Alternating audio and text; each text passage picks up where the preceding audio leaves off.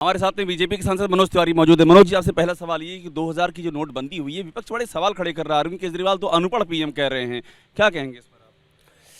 देखिए, जो भी 2000 के नोट के बंडल बिस्तर के नीचे लगा के बैठा होगा, उसको तो परेशानी होना तो कोई आश्चर्य की बात नहीं है। ये किसके लिए कह रहे हैं?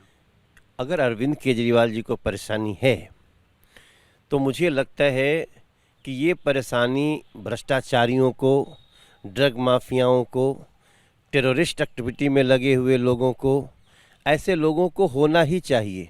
कहाँ चला गया 2000 का नोट? 2000 का नोट जब आया मार्केट में तो आखिर वो मिल क्यों नहीं रहा है? टेररिस्ट वालों से क्या कनेक्शन, समझ नहीं पाया आपकी बात। भाई, लगातार टेररिज्म से हमारा देश लड़ रहा है और ये 2000 के नोट ब्लैक मनी के रूप में जो जमा किए जा रहे हैं, उसका जो उससे वैसे कार्य हो रहे हैं जो देश के खिलाफ है। अभी भी आपको बताऊं कि लगभग 3.5 लाख करोड़ रुपए का पता ही नहीं चल रहा है कहाँ गायब हो कि गया? कहाँ गायब हो गया है। देश को मैं बड़ी विनम्रता से ये निर्णय को समझाना चाहता हूँ कि इसमें किसी को घबराने की आवश्यकता ही नहीं है।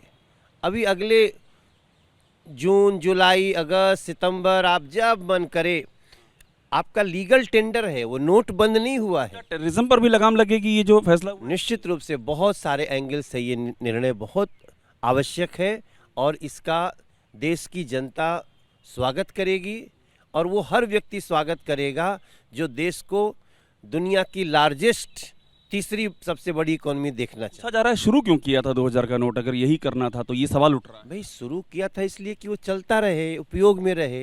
अब वो 3.5 लाख करोड़ का 2000 का नोट है ही नहीं, तो चिंता की बात तो सबको होनी चाहिए। बात होता है जी, रातों रात ये जो ऑर्डिनेंस आया है, इसको लेके बड़े आरोप लग रहे हैं कि आप लोग जो है पूरा जो सुप्रीम कोर्ट का फैसला है उसको ही पलट रहे हैं। ये आरोप आम आदमी पार्टी लगा रही है। नहीं, माननीय सुप्रीम कोर्ट ने जो फैसला दिया था उसी का ये अगला चरण है। माननीय सुप्रीम कोर्ट ने अपने फैसले में ऑलरेडी कहा था कि अगर इस अस्पष्टता को और स्पष्ट करने के लिए केंद्र सरकार को कानून बनाना हो तो कानून बना सकती है। पहले से तय था कि ये बनेगा, आपको नहीं, जानकारी थी क्या?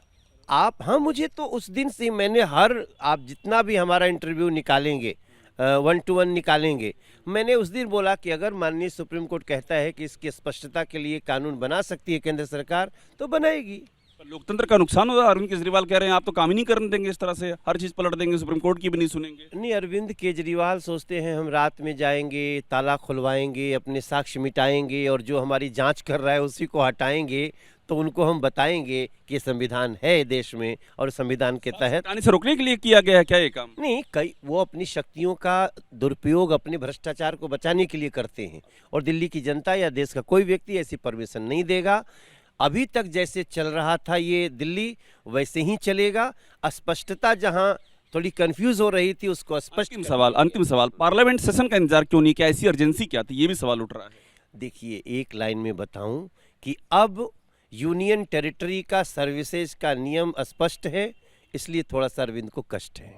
तो हमारे साथ में मनोज तिवारी से हम बात कर रहे थे, बहुत ही क्लियर बातें कर रहे हैं। पहली बात तो ये वो कह रहे हैं कि 2000 का नोट है, इससे जिन्होंने दबा रखा है उनको तकलीफ है। टेररिज्म का भी उन्होंने एंगल दे दिया और जो ऑर्डिनेंस लाया गया है उसका भी बचाव कर रहे हैं। कैमरामैन राजेंद्र के साथ अभिषेक उपाध्याय, एबीपी न्यूज़, दिल्ली।